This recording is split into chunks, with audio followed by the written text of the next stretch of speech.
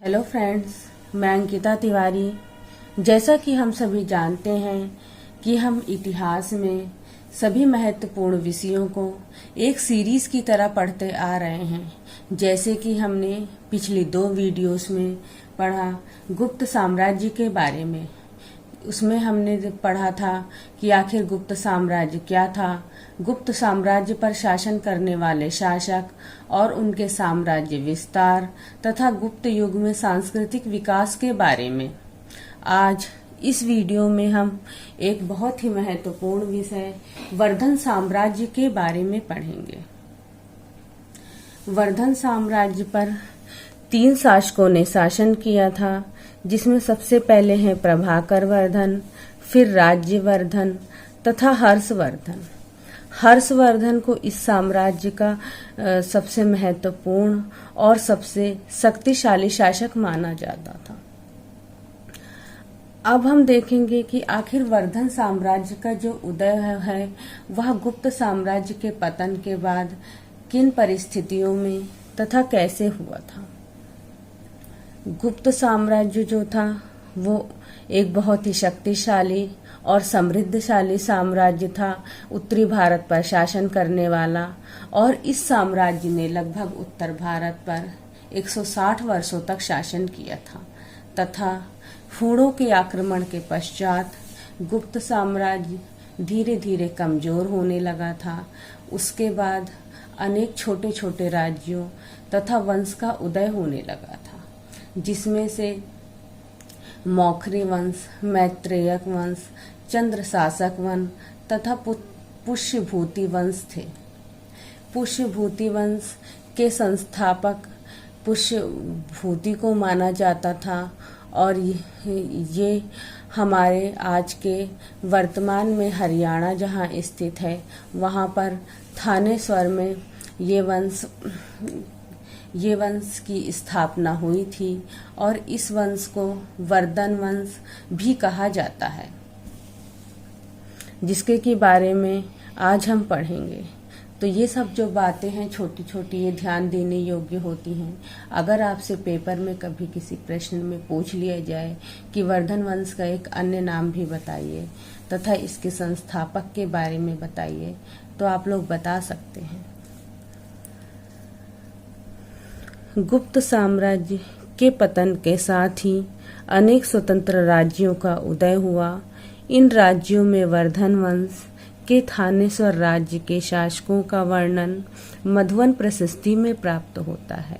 अर्थात जो वर्धन साम्राज्य है उसका पता हमें मधुवन प्रशस्ति से मिलता है। हर्षवर्धन के अभिलेखों में उसके केवल 4 पूर्वजों नरवर्धन, राज्यवर्धन, आदित्यवर्धन तथा प्रभाकर वर्धन का उल्लेख मिलता है, जिसमें सबसे पहले हैं प्रभाकर वर्धन। यह प्रतापशील के नाम से विख्यात था और इस वंश के शासकों में सर्वप्रथम महाराजाधिराज की उपाधि प्रभाकर वर्धन ने ही धारण की थी। इनकी मृत्यु के बाद इनकी पत्नी यशोमती जो थी वो सती हो गई थी और यशोमती की 3 संतान थी, जो है थी राज्यवर्धन, हर्षवर्धन तथा राज्यश्री। जो राज्यश्री हैं वो प्रभाकर वर्धन की पुत्री थी तथा इनका विवाह मौखरी वंश के ग्रहवर्मा से हुआ था, जिसकी की बाद में देवगुप्त ने हत्या कर दी थी और राज्यश्री को बंदी बना लिया था। राज्यवर्धन, इसने परम सौगात की उपाधि धारण की तथा इन्होंने देवगुप्त से बदला लेने के लिए उसकी हत्या कर दी। बाद में देवगुप्त के मित्र गौड़ नरेश शशांक ने राज्यवर्धन द्वितीय की हत्या कर दी। इसके बाद राज्यवर्धन द्वितीय का छोटा भाई हर्षवर्धन का शासनकाल। हर्षवर्धन जो कि इस साम्राज्य के बहुत ही शक्तिशाली और वीर शासक हुए और इन्होंने 606 ईस्वी से 647 ईस्वी लगभग 40 वर्ष तक शासन किया था तथा हर्षवर्धन उत्तर भारत के एक अकेले सम्राट थे जिन्होंने पूरे उत्तर भारत पर शासन करके एक विशाल साम्राज्य की भी स्थापना की थी। हर्षवर्धन एक भारतीय सम्राट थे जो पुष्यभूति परिवार से संबंधित थे। हर्षवर्धन का जन्म 580 ईस्वी के आसपास हुआ था और इनकी वर्धन वंश के संस्थापक प्रभाकर वर्धन का पुत्र माना जाता है।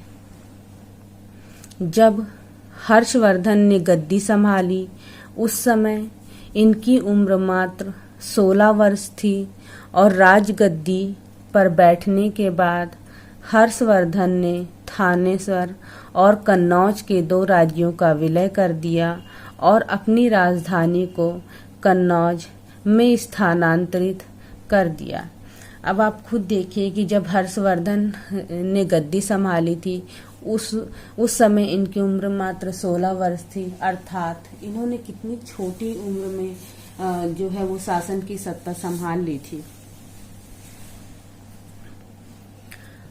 अब हर्षवर्धन के बारे में जानकारी के स्रोत, अर्थात हर्षवर्धन के बारे में हमें इतिहास के कौन कौन से स्रोतों से पता चलता है, जिसमें सबसे पहले हैं बाणभट्ट का हर्षचरित और कादम्बरी, अर्थात बाणभट्ट ने हर्षचरित और कादम्बरी नामक ग्रंथ की रचना की थी तथा इसमें हर्षवर्धन के समय की इतिहास जानने के साथ साथ हमें सामाजिक तथा धार्मिक स्थिति का भी पता चलता है।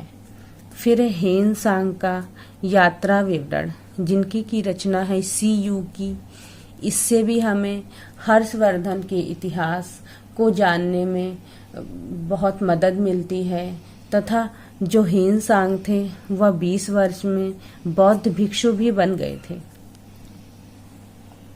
फिर है स्वयं हर्षवर्धन की रचनाएं, अर्थात ये तो माना ही जाता है कि वर्धन साम्राज्य के बहुत ही शक्तिशाली और वीर शासक हर्षवर्धन हुए। उसके साथ साथ ये विद्वान तथा कवि भी थे तथा इन्होंने 3 रचनाएं जो कि है नागानंद, रत्नावली और प्रियदर्शिका संस्कृत में लिखी थी। हर्षवर्धन एक वीर, साहसी तथा दानप्रिय व्यक्ति था। उसमें समुद्रगुप्त के समान वीरता तथा अशोक महान के समान सहिष्णुता के गुण विद्यमान थे।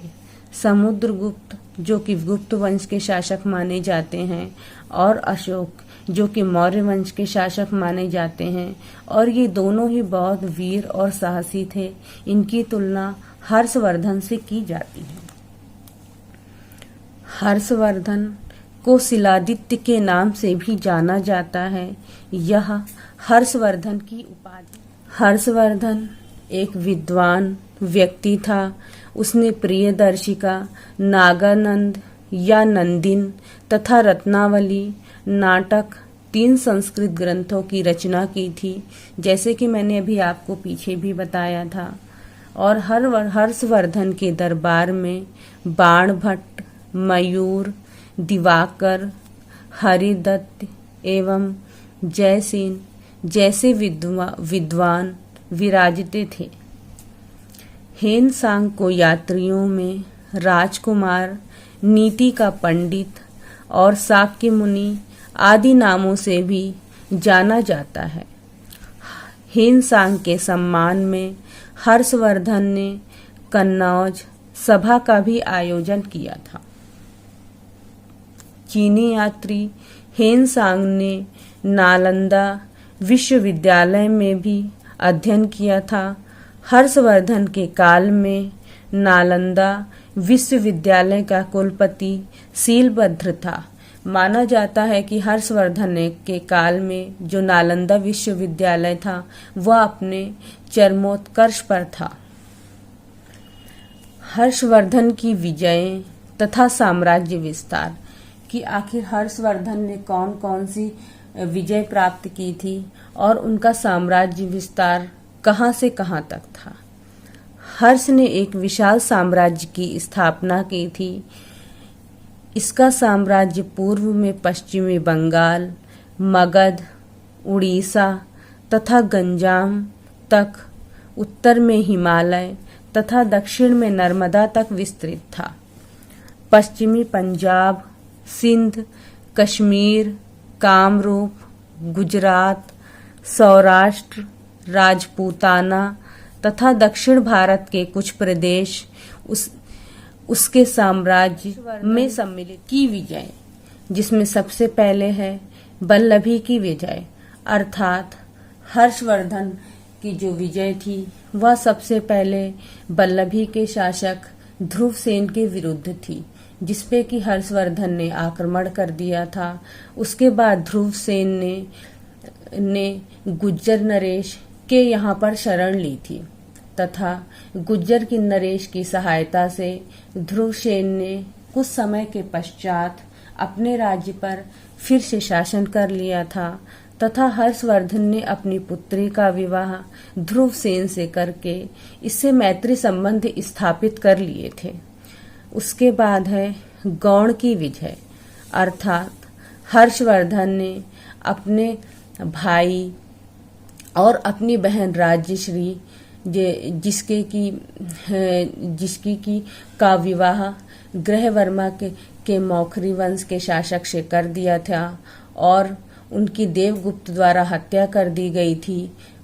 फिर देवगुप्त ने राज्यश्री को बंदी बना लिया था तथा माना जाता है कि राज्यश्री ने बंदी गृह से भाग निकली थी तथा अपने भाई और अपनी बहन का बदला लेने के लिए हर्षवर्धन ने बंगाल के शासक शशांक पर आक्रमण कर दिया था तथा 619 तक हर्षवर्धन और शशांक का युद्ध होता रहा और उसके बाद हर्षवर्धन ने शशांक को हराकर बंगाल को अपने साम्राज्य में विस्तृत कर लिया था। पुलकेशिन द्वितीय से युद्ध, दक्षिण में शासन करने वाला पुलकेशिन द्वितीय एक बहुत ही शक्तिशाली राजा था। इसका हर्षवर्धन से युद्ध हुआ तथा हर्षवर्धन ने इस युद्ध में खुद सेना का संचालन किया था, लेकिन हर्षवर्धन की पराजय हुई थी। सिंध की विजय, सिंध की विजय का कहीं भी हर्षवर्धन के शासन काल में उल्लेख नहीं है, लेकिन बाणभट्ट आदि में सिंध की विजय का हर्षवर्धन के शासन काल में हमें उल्लेख देखने को मिलता है।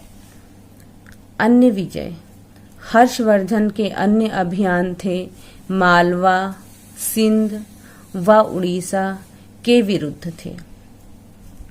हर्ष के अभिज्ञानों का परिज्ञान हेनसांग के वृतांत, अभिलेखों, हर्षचरित व विभिन्न ग्रंथों से मिलता है। इसी के साथ मैं आपको बता दूं कि आज हमने वर्धन साम्राज्य में हर्षवर्धन की विजय, उसका साम्राज्य विस्तार तथा उपलब्धियों के बारे में पढ़ लिया है। इससे नेक्स्ट वीडियो में हम हर्षवर्धन के समय की शासन व्यवस्था, सामाजिक तथा धार्मिक व्यवस्था आदि पढ़ेंगे। अगर आप लोगों को लगता है कि मैंने इस वीडियो में कोई चीज़ नहीं पढ़ाई है तो प्लीज़ मुझे कमेंट करके बताइए। और अगर आप लोगों को मेरी वीडियो पसंद आई है तो मेरी वीडियो को लाइक, शेयर, सब्सक्राइब और कमेंट कीजिए। धन्यवाद।